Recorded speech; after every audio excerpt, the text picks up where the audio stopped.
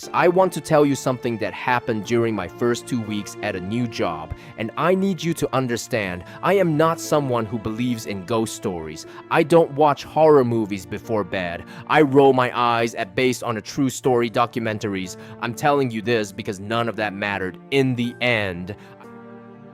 I'd just been hired as an operations manager at a mid-sized logistics company. Nothing glamorous, the kind of place that ships auto parts and warehouse equipment across 3 states. My office was on the 3rd floor of a converted textile mill, one of those old brick buildings from the 1920s that companies love to lease because it has character, high ceilings, exposed pipes, the kind of place where the elevator groans like it's annoyed you woke it up. On my 2nd day, I was trying to get my bearings. I still didn't know where the good bathroom was or which vending machine actually gave you your change back. So during lunch, I decided to walk the floor, just explore a little, learn the building. That's when I noticed the hallway. It was past the break room, past a row of file cabinets nobody seemed to use anymore, down a stretch of corridor that dead-ended at a maintenance closet, except the hallway was longer than it should have been. I don't know how else to explain it. I looked at the building directory posted by the elevator, the one with the little floor map under glass, and according to that map, the 3rd floor was basically a rectangle,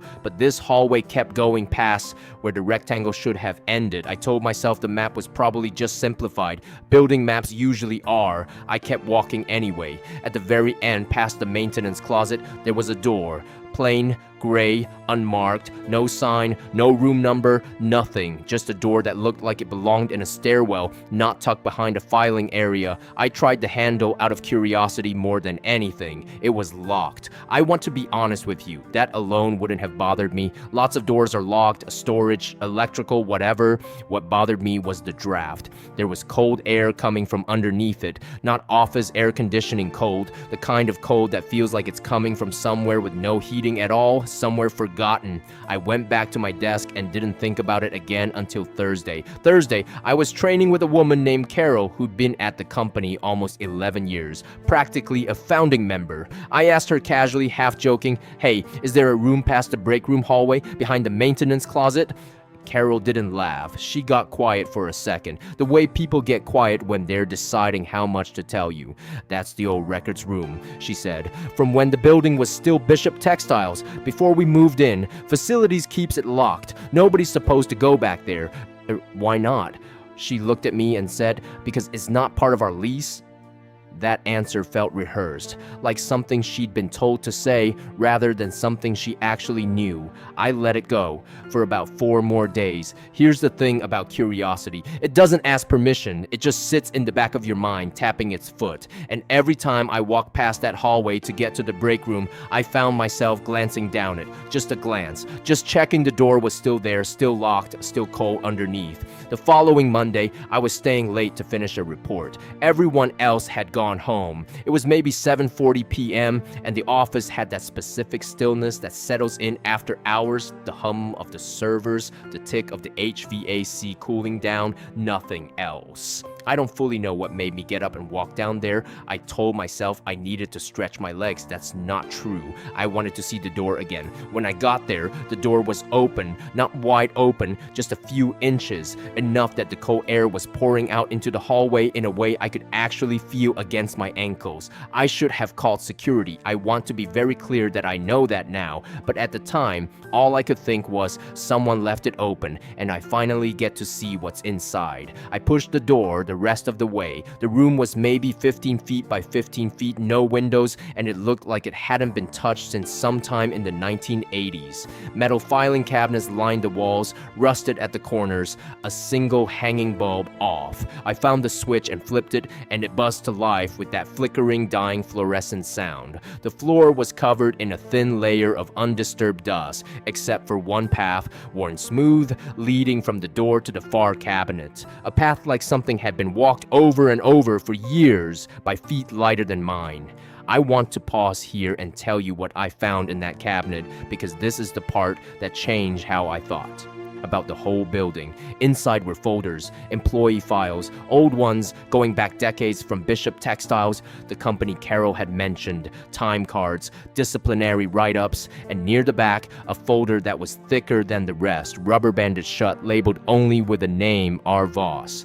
I opened it. Inside were newspaper clippings, not photocopies, actual yellowed newsprint, brittle at the edges. A local paper from 1987. The headline read, "Mill Worker Missing After Night Shift." The article was short, almost dismissive, the way small local papers used to write about working class disappearances back then. A man named Raymond Voss, 34 years old, last seen locking up the third floor records room at the end of his shift, never made it to his car. No body was ever found. The article noted, almost as an afterthought, that co-workers had reported hearing the records room door open and close throughout the night long after Voss should have gone home, for weeks after he vanished. I stood there in that cold room, holding a 37-year-old newspaper clipping, and I felt the temperature drop another few degrees, not gradually, all at once, like a switch flipped, and then I heard the door, not slam, not creak dramatically like in a movie, just click, the particular unmistakable sound of a door latching shut.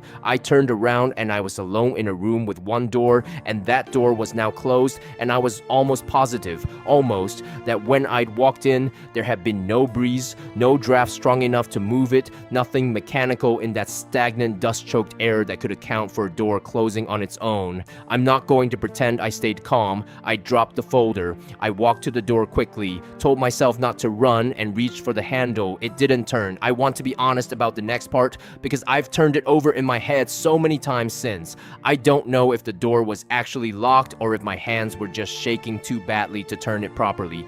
I don't know if that matters. What I do know is that for about 10 seconds, and I counted them out loud because counting felt like the only thing keeping me from losing it entirely, the handle would not move. And in those 10 seconds, I heard something behind me, a slow drag, like a metal drawer being pulled open on old dry rails, one of the filing cabinets. I did not turn around to look. I want you to understand that very clearly. I did not turn around. On the count of what I think was 9, the handle gave, and the door opened, and I walked, not ran. I want to be precise about this. Though every part of my body wanted to run, I walked at a fast, controlled pace back down that too long hallway, past the maintenance closet, past the file cabinets nobody uses until I was back in the normal fluorescent-lit, thoroughly unremarkable part of the office. And only then did I let myself run the rest of the way to my car. The next morning, I asked Carol if I could speak to her privately.